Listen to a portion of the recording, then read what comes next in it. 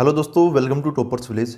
दोस्तों आज हम क्लास 12 मैथ्स के चैप्टर 9 डिफरेंशियल इक्वेशंस की एक्सरसाइज 9.6 के क्वेश्चंस करेंगे। लीनियर डिफरेंशियल इक्वेशन इस एक्सरसाइज के अंदर इस टॉपिक के क्वेश्चंस हमें देखने को मिलेंगे। तो देखो, एक बार मैं आपको फटाफट रिवीजन करवा देता हूँ। लीनियर डिफरेंशियल इक्वेशंस में हम किस टाइप की इक्वेशन से डील करते हैं। तो देखो, पहला आता था वेरिएबल सेपरेशन, है ना, उसमें वेरिएबल सेपरेट हो जाते थे। दूसरा आता था होमोजीनियस, उसके अंदर एक्स और वाई की जो पावर्स है ना वो हमें सेम रूप से मिलती थी, तो वो होमोजीनियस टाइप से ऐसा बन जाता था। अब है लीनियर डिफरेंशियल इक्वेशन, और लीनियर डिफरेंशियल इक्वेशन पहचानने के ये दो पैटर्न है। या तो ऐसा पैटर्न बनेगा d y by d x plus p y बराबर क्यू, यहाँ पे पी और क्यू एक्स के फंक्शंस होंगे।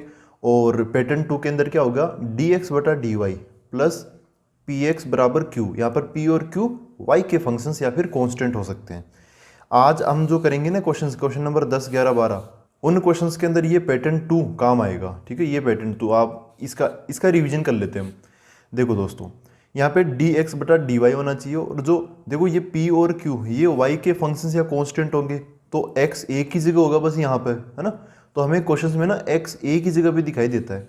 जैसे यहाँ पे देखोगे तो डी एक्स बटा डी वाई, यहाँ पे एक्स है, ये वाई और ये वाई, तो एक्स एक ही जगह दिख रहा है हमें। एक्स के जो बगल में होता है वो होता है पी, ठीक है, उसको हम क्या बोलते हैं, पी बोलते हैं। जो आरएचएस में होता है ना अकेला, वो वाई की टर्म्स में वो क्या होता है, क्यू होता है। अब सोल्व करने की स्टेप्स क्या है, जब भी डी एक्स बटा d y plus p x बराबर क्यू आता है, यहाँ पे जो पी और क्यू है वो वाई के फंक्शंस है, तब हम सबसे पहले निकालते हैं इंटीग्रेटिंग फैक्टर। इंटीग्रेटिंग फैक्टर निकालने का तरीका क्या है, ई की पावर में integration p dot d y, ठीक है, ये जो पी है वाई का जो फंक्शन है या फिर कॉन्स्टेंट वो यहाँ पे आ जाता है। उसके बाद सॉल्यूशंस के अंदर x इंटू इंटीग्रेटिंग फैक्टर, जो भी यहाँ से हम वैल्यू निकालते हैं ना वो यहाँ रखते हैं, x के साथ में रखते हैं, बराबर इंटीग्रेशन ऑफ q क्या, वो जो RHS वाला है वो आएगा। इंटीग्रेटिंग फैक्टर यहाँ से निकाला था वो आएगा, और जो भी ये y की टर्म्स में आएगा ऑब्वियसली उसको हम y के रेस्पेक्ट में इंटीग्रेशन कर देंगे प्लस c, ऐसा बन जाएगा अपना सॉल्यूशन। ठीक है ना। ये इसी टाइप से इसमें क्या है, यहाँ पे जैसे हमने x पढ़ा ना, वहाँ पे इस प्रोसेस में y आ जाता है, जहाँ पे y देखा वहाँ पे x आ जाएगा। मतलब ऐसे है, मेन तो ये है, ज़्यादातर क्वेश्चन इसके मिलेंगे, लेकिन आज ये एक ही टाइप के क्वेश्चन है तो मैं उसको इस वीडियो में बता रहा हूँ। ठीक है, आज हमें इस टाइप की फॉर्म से डील करना पड़ेगा। तो देखो क्वेश्चन नंबर 10, इस क्वेश्चन नंबर 10 को ध्यान से देखो। एक्स प्लस वाई, फिर यहाँ पे d y by d x बराबर 1। देखो, अगर मान लो ऐसा क्वेश्चन एग्जाम में आता है तो आप सबसे पहले क्या सोचोगे कि यार वेरिएबल सेपरेशन से तो नहीं हो रहा कहीं। तो आप देखोगे तो वेरिएबल है ना ऐसे ढंग से अलग अलग हो नहीं पाएंगे। यहाँ पे ये x प्लस वाई, इसके मल्टीप्लाई में उधर जाके डिवाइड में हो जाएगा 1/x प्लस वाई। आप x को अलग और y को अलग ऐसे कर नहीं पाओगे, मतलब x dx के साथ में आ जाए और y dy के साथ में, ऐसा बन नहीं पाएगा अपना ना। तो वेरिएबल सेपरेशन नहीं लगेगा, आप चाहो तो ट्राई कर सकते हो। दूसरा तरीका होमोजीनियस, उसमें क्या होता है x और जो भी टर्म्स होती है ना उनकी पावर्स सेम होती है। जैसे यहाँ पे x की पावर 1 है, y की पावर 1 है, लेकिन इधर 1 है, 1 में तो कोई वेरिएबल ही नहीं है, उसकी पावर तो 0 है, उसकी डिग्री 0 है ना। तो ये होमोजीनियस नहीं है, हेट्रोजीनियस टाइप से हो गया, अलग अलग पावर्स मिल रही है। तो उसके बाद में हम ऑब्वियसली दिमाग जाएगा फिर कि लीनियर डिफरेंशियल इक्वेशन है या नहीं। तो उस केस में एक x होता है फिर एक y होता है, उस केस में हम ऐसे डील करते हैं। यहाँ पर एक ही x है एक ही y है, तो देखो थोड़ा सेट करना पड़ेगा इसको। जब भी हम लीनियर डिफरेंशियल इक्वेशन देखते हैं तो या तो d y by d x होगा या d x by d y होगा, एक तो होगा ही होगा। तो यहाँ पर हम जैसे एक ही है, इसको अलग से दिखाना पड़ेगा। तो यहाँ पे मैं d y by d x को यहीं रख लेता हूँ, ये जो x प्लस वाई है ना ये उसके नीचे चला जाएगा 1/x प्लस वाई। ठीक है दोस्तों। अब यार जैसे ये नीचे की तरफ x और y फंस गए, ये कोई काम के नहीं है ना। ये इस तरीके से थोड़ी हो जाएंगे कि d y by d x के साथ में यहाँ पे y आके बैठ जाएगा, है ना। ऐसा थोड़ी है यहाँ पर। अब इसको y को इधर लाओगे तो ये पूरा ब्रैकेट इधर की तरफ क्रॉस मल्टीप्लाई होकर ऐसा बना लेगा, है ना। एकदम d y by d x के बगल में यहाँ पे प्लस में y थोड़ी आ जाएगा, नहीं आ पाएगा। तो इसका मतलब ऐसे बैठा रहेगा ना तो फिर दिक्कत है। तो हम क्या करेंगे, इसको थोड़ा और मॉडिफाई करने की कोशिश करेंगे। नीचे x प्लस वाई फंसे हुए ना, इनको उल्टा करके ऊपर की तरफ ले आएंगे ताकि ये फ्री हो जाए। तो देखो मैं क्या करूँगा, इसका पूरे का रेसिप्रोकल ले लूँगा, है ना, उल्टा कर दूंगा। तो इधर की तरफ क्या है, यहाँ पे d y by d x, इसका उल्टा क्या हो जाएगा, d x by d y बराबर RHS में 1/x प्लस वाई है, ये उल्टा हो जाएगा तो बन जाएगा x प्लस वाई। ठीक है दोस्तों, अब देखो ये फ्री हो गया, अब सही है यहाँ पे। लेकिन ध्यान में रखना कि डी एक्स बटा डी वाई बन गया, तो इस बार ना डी एक्स बटा डी वाई के साथ में पी एक्स आता है, मतलब वो उधर से ना जो एक्स वगैरह होता है वो आपको इधर की तरफ लाना है। इधर ये एक्स है ना, ये इसके बगल में आके बैठेगा, तो कैसे हो जाएगा डी एक्स बटा डी वाई। एक्स इधर आ गया माइनस एक्स बराबर उधर क्या है वाई, वाई को वैसा का वैसा ही रहने दो। ऐसा करके मेरे दिमाग में एक देखो, ये ऑब्वियसली जब हम इसके क्वेश्चन करेंगे ना तो दिमाग में या तो ये टारगेट होगा या फिर ये टारगेट होगा। इस बार डी एक्स बटा डी वाई बन गया है ना ये, तो मेरा टारगेट ये है, तो अपना टारगेट अचीव हो गया। डी एक्स बटा d y plus p into x बराबर क्यू। ठीक है, ये स्टैंडर्ड फॉर्म, ये क्या है स्टैंडर्ड लीनियर डिफरेंशियल इक्वेशन। ठीक है, अच्छा x के साथ में यहाँ पर क्या है p। देखो डी एक्स बटा डी वाई सही है, यहाँ पे x है, यहाँ पर भी x है, उधर आर एच एस में q है, इधर आर एच एस में y है। जो p और q है ये y के फंक्शन ही तो होते हैं या कॉन्स्टेंट हो सकते हैं। तो देखो यहाँ पे p का काम कौन कर रहा है, x का कोफिशिएंट है, तो यहाँ पर x का कोफिशिएंट क्या है -1, तो p का काम कौन कर रहा है -1। ठीक है, अच्छा q का काम कौन कर रहा है, q आर एच एस में है, तो आर एच एस में क्या है y, तो q की वैल्यू क्या होगी y होगी। ठीक है दोस्तों, ये मैंने ऐसे कंपेयर करके वैल्यू निकाल ली, स्टैंडर्ड से कंपेयर कर लिया मैंने। जैसे ही p और q की वैल्यू आ जाती है अब हम अपने सॉल्यूशन का काम स्टार्ट कर सकते हैं। तो सॉल्यूशन निकालने से पहले हमें यहाँ पर इंटीग्रेटिंग फैक्टर निकालना पड़ता है जो कि सॉल्यूशन में काम आता है, IF। ये इसका मतलब क्या होता है इंटीग्रेटिंग फैक्टर। ठीक है, तो IF की वैल्यू क्या बन जाएगी e raise to power integration of, देखो हम यहाँ पे डी एक्स बटा डी वाई है ना, इस वाला पैटर्न देख रहे हैं, तो इसमें क्या होता है e raise to power integration p dot y, p का वाई के रेस्पेक्ट में इंटीग्रेशन ई की पावर में पी डॉट डी वाई आएगा। तो क्या बनेगा e raise to power integration of p, p की जगह क्या आएगा -1 है ना, यहाँ पे पी एक्स होता है ना, तो यहाँ पे -x है, तो वो -1 डॉट यहाँ पे डी वाई, वाई के रेस्पेक्ट में, ऐसा बन गया। ठीक है, अच्छा इसको सोल्व करते हैं। ई रेस टू पावर यहाँ पे 1 का इंटीग्रेशन वाई के रेस्पेक्ट में क्या हो जाएगा वाई हो जाएगा, माइनस का माइनस, यहाँ पे प्लस सी वगैरह लगाने की जरूरत नहीं है, अपना इंटीग्रेटिंग फैक्टर आ गया कितना ई रेस टू पावर -y। इतना होने के बाद अब हम सॉल्यूशन लिख सकते हैं। तो सॉल्यूशन क्या होता है, जब भी ऐसा पैटर्न बनता है इसका फिक्स एक सॉल्यूशन लिखने का पैटर्न है, वो क्या है, जैसे यहाँ पे पी एक्स है ना, तो यहाँ पे आएगा x, उसके साथ में इंटीग्रेटिंग फैक्टर बराबर आर एच एस में इंटीग्रेशन ऑफ q, q के साथ में इंटीग्रेटिंग फैक्टर मल्टीप्लाई में डॉट यहाँ पे dx प्लस c। ये पैटर्न है यहाँ पर सॉल्यूशन बताने का, ये याद रखो आप दिमाग में रखो।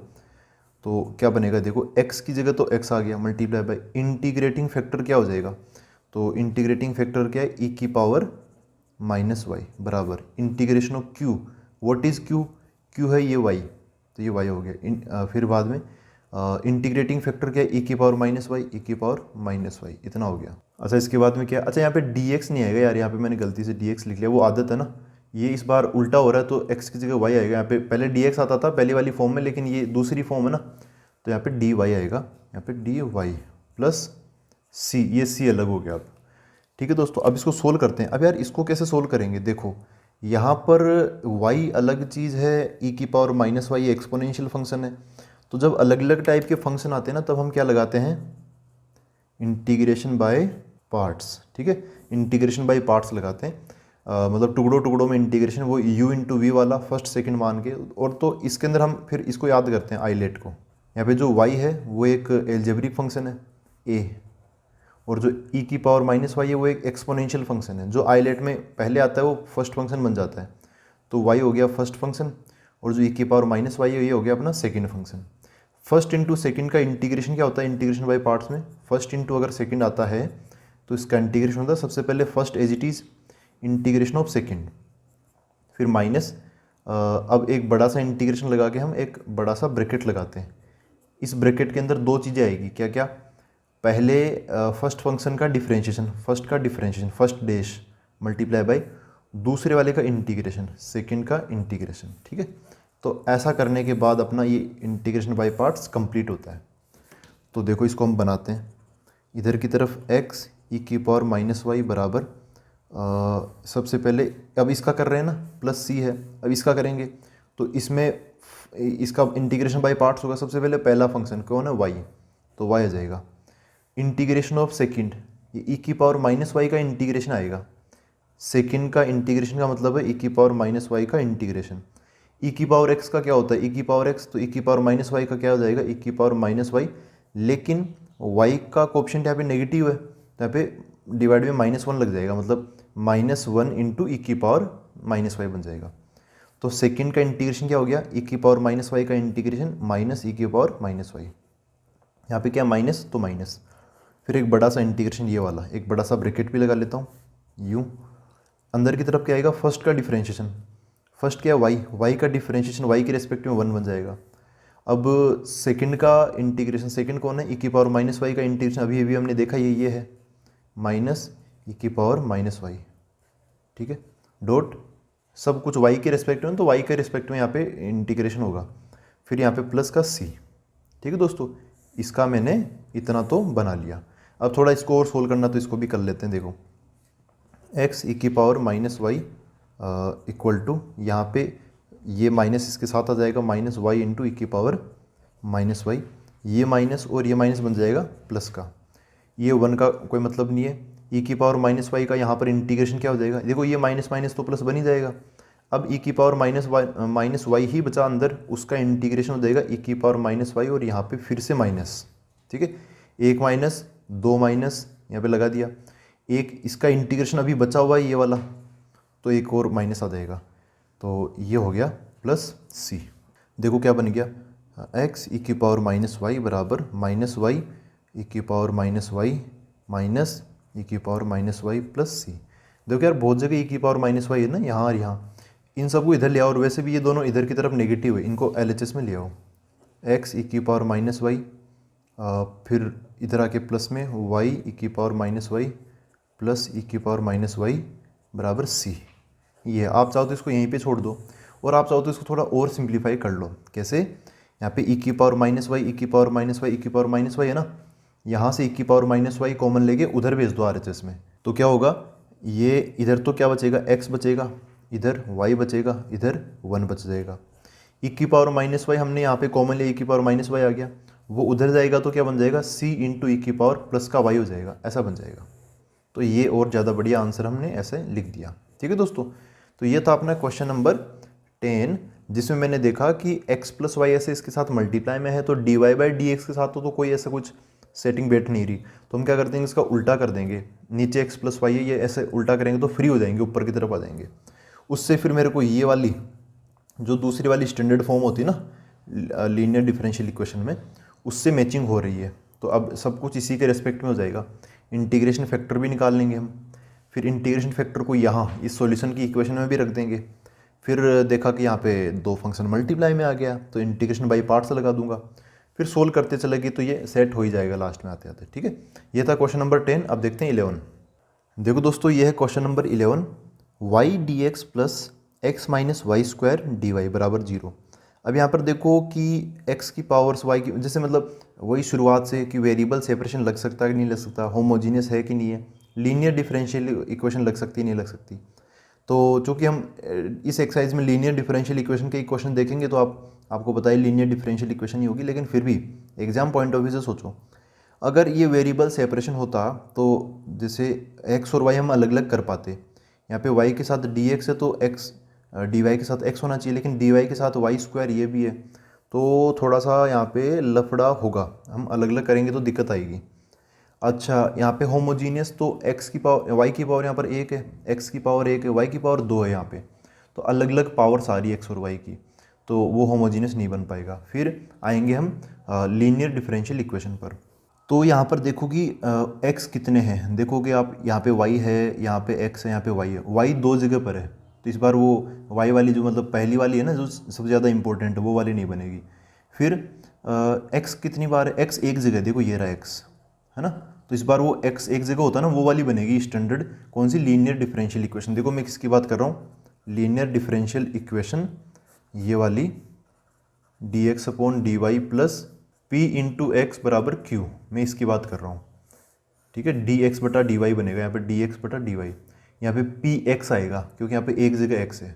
तो देखो हमें ये टारगेट कैसे मिला कि यही बनेगा, क्योंकि जब ये फॉर्म होते हैं ना तो यहाँ पे एक ही x होता है, एक ही जगह में x देखने को मिलता है। जो p है जो q है वो एक्चुअली y की टर्म्स होती है, y के कोई ना कोई फंक्शन होते हैं, ठीक है। तो वो हिंट हमें ऐसे मिल जाता है। तो इसके साथ में यहाँ पे dx बटा dy होना चाहिए। तो मैं क्या करूँगा, इस इक्वेशन को देखो, यहाँ पे पहली चीज़ dx बटा dy होना चाहिए। यहाँ पर dx है लेकिन y वहाँ पर है, तो मैं क्या करूँगा, पूरी इक्वेशन को dy से डिवाइड कर दूँगा ताकि dx बटा dy बन जाए और यहाँ वाला dy कट जाए। फिर यहाँ पे dx बटा dy बनेगा, उसके साथ में y भी मल्टीप्लाई में आएगा, तो मैं चलो y भी मतलब डिवाइड कर देता हूँ, क्योंकि यहाँ पर dx बटा dy के साथ में मल्टीप्लाई में कुछ भी नहीं है। ठीक है, तो इन दोनों से मैंने मल्टीप्लाई कर दिया, y dx बटा y dy, y से y कट जाएगा, dx अपॉन dy बच जाएगा, प्लस अब इसके नीचे अगर हम ये y dy डिवाइड करेंगे तो y तो इन दोनों में डिवाइड हो जाएगा, x माइनस वाई स्क्वायर बटा y, ऐसा हो गया, और dy में डिवाइड होगा तो कट जाएगा बराबर 0, ऐसा बच गया।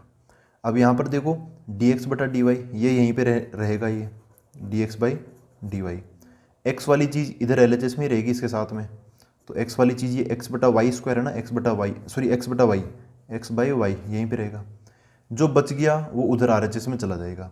यहाँ पे minus y square by y square बटा वाई क्या हो जाएगा, कट के y हो जाएगा, माइनस का y वो उधर चला जाएगा तो प्लस का y ऐसे बन जाएगा। ठीक है, तो ये बन गई अपनी, अब इससे मैचिंग हो रही है, आप देखो ये दोनों मैच हो रही है। तो ऐसा मैच होने के बाद हम पता करते हैं कि जैसे यहाँ पर p और q कौन कौन है यहाँ पर, तो p क्या होगा, p है x का कोफिशिएंट, यहाँ पर x बटा y है, तो p की वैल्यू क्या होगी 1/y है ना, 1/y होगी। फिर रही बात q की, q क्या होगा, q मतलब जो RHS में है वो, q यहाँ पर क्या है y है, तो q की वैल्यू y होगी।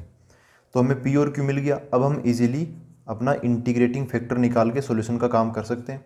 इंटीग्रेटिंग फैक्टर क्या आएगा, इस बार देखो ये p और q y में आ रहे हैं, तो e की power integration p dot dy हो जाएगा। ठीक है, y के रेस्पेक्ट में ही कर देंगे, तो e की पावर इंटीग्रेशन ऑफ p की जगह 1/y डॉट dy, 1/y का इंटीग्रेशन क्या बन जाएगा, e की पावर में 1/y का integration log y, plus c यहाँ पे लगाने की ज़रूरत नहीं है, e की पावर log y, तो ये कट जाएगा, यहाँ पे सिंपली y बच जाएगा। क्या ऐसा क्यों, क्योंकि एक प्रॉपर्टी होती है ना, a की power log of x at base a, तो यहाँ पे x बच जाता है, ये log की प्रॉपर्टी है, log और एक्सपोनेंशियल की।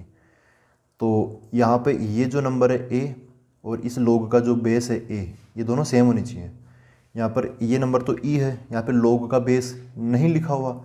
मैथमेटिक्स में जब भी log का बेस नहीं लिखा हुआ होता उस टाइम हम क्या मानते हैं, e, वो e ही होता है, वहाँ पर क्या होता है e, तो ये e log e at base e वो कट जाएगा, ये जो y है वो यहाँ पे बच जाएगा। तो अपना इंटीग्रेटिंग फैक्टर कितना हो गया, y हो गया। ठीक है दोस्तों, अब हम इंटीग्रेटिंग फैक्टर भी निकाल लिया, अब हम फाइनल जो सॉल्यूशन होता है उसकी इक्वेशन लिख सकते हैं। क्या होता है, यहाँ पे ये dx बटा dy और x वाला है ना, तो यहाँ पे बनेगा x वाला ही आएगा, x इंटू इंटीग्रेटिंग फैक्टर बराबर integration of q into I F dot d y, क्योंकि ये आई एफ वगैरह q वगैरह ये सब y की टर्म्स में है, तो y के रेस्पेक्ट में इंटीग्रेशन प्लस c, ऐसा बनेगा। यहाँ पे चीज़ों को रखते हैं फिर इंटीग्रेट करके देखते हैं। तो देखो यहाँ पे x की जगह x, इंटीग्रेटिंग फैक्टर कितना है y है ना, ये इंटीग्रेटिंग फैक्टर कितना है y आया, तो यहाँ पे y आ गया बराबर इंटीग्रेशन ऑफ q क्या है, ये भी y है। ठीक है, और अपना इंटीग्रेटिंग फैक्टर ये क्या है, ये भी अभी क्या है देखा था y आया था ना, इधर भी y है, वही इधर आएगा y dot d y plus c हो गया। इतना हमने बना लिया। अब देखो यहाँ पर एक्स वाई बराबर y इंटू वाई, ये क्या हो गया y स्क्वायर हो गया, integration of y square d y plus c. अब तो सोल्व करते चलो, ये एक्स वाई बराबर y स्क्वायर का इंटीग्रेशन क्या हो जाएगा y cube by 3 plus c. ठीक है, तो ये बन गया अपना आंसर। आप चाहो तो यहाँ पे थोड़ा और आगे ले जा सकते हो, जैसे एक जगह x होता है, जैसे एक जगह y होता है तो हम y की वैल्यू निकाल लेते हैं ना, वैसे यहाँ पर एक जगह x है ये रहा, तो यहाँ से x की वैल्यू निकाल लो, तो x के साथ मल्टीप्लाई में क्या y है, y उधर जाएगा डिवाइड कर देगा इन दोनों टर्म्स को, तो y क्यूब का क्या बन जाएगा y स्क्वायर बटे 3 और c का क्या बन जाएगा c बटे y। ठीक है, y चूँकि इधर मल्टीप्लाई में था उधर जाके डिवाइड में, दोनों को डिवाइड कर देगा तो ये बना लेगा, ये बन गया अपना आंसर। ठीक है दोस्तों, ये भी एक सिंपल क्वेश्चन था, ज़्यादा इधर भी लफड़ा नहीं हुआ और बाद में इंटीग्रेशन करते टाइम भी लफड़ा नहीं हुआ। ठीक है, ये पिछले वाले क्वेश्चन से आसान है। अब देखते हैं क्वेश्चन नंबर 12। देखो दोस्तों, ये है question number 12, x plus 3y² dy/dx बराबर y। यहाँ पे y यहाँ पर है और y यहाँ पर है, दो जगह पर y है लेकिन x एक ही जगह पर है यहाँ पर। तो इस बार वैसा ही बनेगा जैसा पिछले क्वेश्चन में था ना, एक ही जगह x होता तो dx/dy ये बनता है और ये सारी चीज़ें है ना। तो यार यहाँ तो dy/dx लिखा हुआ है, इसको क्या करना पड़ेगा, हमें उल्टा करना पड़ेगा। अपना टारगेट समझ गए ना, यहाँ पर एक ही जगह x है, इसलिए मेरे दिमाग में ये घंटी बजी कि मैं इसको एक ही x वाली लीनियर डिफरेंशियल इक्वेशन बना लूँ। कौन सी? dx/dy प्लस यहाँ पे फिर px आता है बराबर q। यहाँ पे x आता है और जो x के साथ यहाँ पे p है और जो RHS में q है, ये y के फंक्शंस या फिर कॉन्स्टेंट्स हो सकते हैं। तो ये dx/dy बनना ज़रूरी है। यहाँ पर क्या है? dy/dx। तो मैं ये जो dy/dx है ना, ये इसको मैं RHS में भेज दूंगा ताकि ये उल्टा हो जाए उधर जाके। मेरे को dx/dy चाहिए, ये है dy/dx। तो उल्टा कब होगा? इधर से उधर जाएगा तब उल्टा हो जाएगा ना। या फिर मैं पूरी इक्वेशन को उल्टा कर दूँ, वो मैं चाह नहीं रहा अभी, इसको उधर भेजा। तो इधर क्या बचा? x + 3y² बराबर, ये उधर जाके उल्टा हो जाएगा तो y के साथ क्या जाएगा? dx/dy। ठीक है, अब हम इन दोनों, एक काम करो, जैसे ये जो x वाली चीज़ है ना, x वाली चीज़ वो इस dx/dy के साथ रहती है। यहाँ पे x वाली चीज़ क्या है? ये x, इसको भी आप उसके पास में ले जाओ तो उधर क्या हो जाएगा? y × dx/dy। ये x भी उसके पास चला गया तो -x। इधर क्या बचा? 3y², तो उधर क्या बचा? 3y²। ठीक है, मैंने मतलब वो जो चीज़ें उधर बन रही थी ना उनको इधर लिख लिया ताकि इसकी तरह मैचिंग और हो जाए बढ़िया से। और इधर जो चीज़ 3y² थी ना उसको इधर लिख लिया। बात बराबर ही है, मतलब a बराबर b है या फिर b बराबर a हो, बात बराबर ही है। ठीक है, अच्छा ये हो गया। dx/dy के साथ में यहाँ पर क्या है? y है ना यहाँ पे, तो ये y नहीं होना चाहिए। स्टैंडर्ड फॉर्म में यहाँ पर कुछ नहीं होता, ये स्टैंडर्ड फॉर्म में। तो यहाँ पे जो y है वो मेरे को हटाना पड़ेगा। तो मैं क्या करूँगा? यहाँ पे y क्या है? मल्टीप्लाई में है, तो मैं पूरी इक्वेशन को ही y से डिवाइड कर दूंगा। तो y, ये पहली टर्म पूरी इक्वेशन को, मतलब LHS में भी और RHS में भी, तो ये y dx/dy, जब इसमें y डिवाइड होने आएगा तो y से y कट जाएगा, dx/dy बच जाएगा। फिर ये x में y का डिवाइड होगा तो माइनस का x/y बन गया। फिर 3y² में y का डिवाइड होगा तो 3y ऐसा बच जाएगा। यहाँ तक हम पहुँचे। अब देखो इसकी और इसकी मैचिंग हो रही ना, है ना, इन दोनों की मैचिंग हो रही है। dx/dy यहाँ पे -x/y, यहाँ पर क्या है? px। तो p का काम कौन कर रहा है? अब बताओ कि यहाँ पर p का काम कौन कर रहा है? -1/y। x के साथ होता है p, यहाँ पे x के साथ है -1/y, तो p हो गया -1/y। फिर q होता है अकेला RHS में, यहाँ पे RHS में कौन है? 3y, तो q बराबर कितना हो गया? 3y हो गया, इतना हुआ। ठीक है, अच्छा ऐसा हो गया तो अब हम निकाल सकते हैं क्या? Integrating factor. इंटीग्रेटिंग फैक्टर निकाल सकते हैं। इंटीग्रेटिंग फैक्टर क्या होगा? इंटीग्रेशन ऑफ किसका इंटीग्रेशन होगा? p का इंटीग्रेशन होगा। p चूँकि y की टर्म्स में है तो यहाँ पे p.dy, y के रेस्पेक्ट में ही इंटीग्रेशन इसका हो जाएगा। तो क्या मिलेगा हमें? इसको इधर कर लेते हैं अच्छे से। e इंटीग्रेशन ऑफ p की जगह क्या आ जाएगा? -1/y, तो माइनस को तो बाहर रख लो और 1/y को अंदर रख लो, ऐसा हो गया। तो ये क्या बन गया? 1/y का इंटीग्रेशन होता है log y। ये जो माइनस है वो यहाँ पे आ जाएगा। यहाँ पे मॉडुलस लगाओ तो लगाओ, वरना रहने दो, कोई दिक्कत वाली बात नहीं है। अच्छा, अब e और log, इनके बीच में ये माइनस का लफड़ा फंसा हुआ है ना, ऐसे e में -log y है। इस माइनस को log के सामने माइनस खड़ा है, इसको मैं उसकी y की पावर पे भेज दूंगा। एक वो प्रॉपर्टी होती है ना कि n × log m हो, तो इस n को आप इस m की पावर पे भेज सकते हो, मतलब log m की पावर n। इस प्रॉपर्टी की बात कर रहा हूँ मैं। तो माइनस उधर चला जाएगा, log y की पावर -1 ऐसा बचेगा। अब e और log ये तो कट जाएगा, y -1 नहीं है, y की पावर -1 है, y की पावर -1 बचेगा। और y की पावर -1 क्या हो जाएगा? 1/y, ऐसा हो गया। ठीक है दोस्तों, तो हमने इंटीग्रेटिंग फैक्टर निकाल लिया 1/y। क्या आ गया? 1/y, y की पावर -1, जो कि क्या बन गया? 1/y। ठीक है, इंटीग्रेटिंग फैक्टर तैयार है। p और q हमें पता ही है, ये dx/dy बराबर px बराबर q, इस टाइप की इक्वेशन है। तो इसका हम अब अगले पेज में इसका सॉल्यूशन लिख देंगे। तो ऐसी इक्वेशन का सॉल्यूशन क्या होता है? x × इंटीग्रेटिंग फैक्टर, वो याद रखना पड़ता है हमें कैसे लिखते हैं। इंटीग्रेशन ऑफ फिर q, फिर इंटीग्रेटिंग फैक्टर आएगा .dy + c, क्योंकि ये इस बार क्यू और इंटीग्रेटिंग फैक्टर सब वाई के रेस्पेक्ट में है। ये बनेगा उसका सॉल्यूशन। अच्छा, एक्स की जगह एक्स आ गया। इंटीग्रेटिंग फैक्टर क्या आया, अभी हमने निकाला। इंटीग्रेटिंग फैक्टर कितना है, इंटीग्रेटिंग फैक्टर आया कितना, 1/y आया। हमें क्यू की भी ज़रूरत पड़ेगी, वो कितना है, 3y है। तो इंटीग्रेटिंग फैक्टर की जगह आ गया 1/y बराबर इंटीग्रेशन ऑफ क्यू, क्यू की जगह क्या आ जाएगा, 3y multiply by integrating factor 1/y dot dy plus c, ऐसा हो गया। यहाँ पे देखोगे तो आप y से y कट जाएगा, तो अभी इसका सोल्व कर लेते हैं। x/y बराबर, अब देखो यहाँ पे इंटीग्रेशन ऑफ 3 × 1 3 बचा डॉट dy प्लस सी, तो ये तो ख़त्म हो गया। यहाँ पे x/y बराबर 3 अकेला कांस्टेंट ही है और यहाँ पे dy है, तो dy का इंटीग्रेशन क्या हो जाएगा, y जो 3 मल्टीप्लाई में हो तो आ जाएगा प्लस सी, ऐसा हो गया। तो अब आप समझ सकते हो कि अगर हमें जैसे x निकालना हो, x एक जगह पर है, x निकालना हो तो मैं इस y को उधर भेज दूंगा। x बराबर क्या हो जाएगा, 3y² प्लस cy, y इन दोनों से मल्टीप्लाई हो जाएगा। ये बन गया आज का अपना ये आंसर, ठीक है। तो ये हो गया किस क्वेश्चन का, क्वेश्चन नंबर 12 का। तो दोस्तों आई होप ये आज का वीडियो लेक्चर आपको समझ में आया है। पर्टिकुलरली इस बार dx/dy बराबर प्लस px बराबर q, इस पर अपना फोकस था वीडियो। इसमें आपको, अगर आपको वैसे मैं बताऊं कि अगर आपको ये पैटर्न पता है ना, y वाला ये, तो आपको ये वाले में कोई दिक्कत वाली बात है नहीं, ठीक है। बस ये थोड़ा सा x की जगह y आ जाएगा, y की जगह x आ जाएगा, तो बाकी सारी चीज़ें, सारा प्रोसेस सेम है, ठीक है दोस्तों। तो आई होप ये सारे क्वेश्चन आपको समझ में आए हैं आज के वीडियो लेक्चर के। यहाँ पे अपना क्वेश्चन हो गया, क्वेश्चन नंबर 12 खत्म। अब मिलते हैं हम अगले वीडियो के अंदर, आगे के क्वेश्चंस देखेंगे। Thank you very much.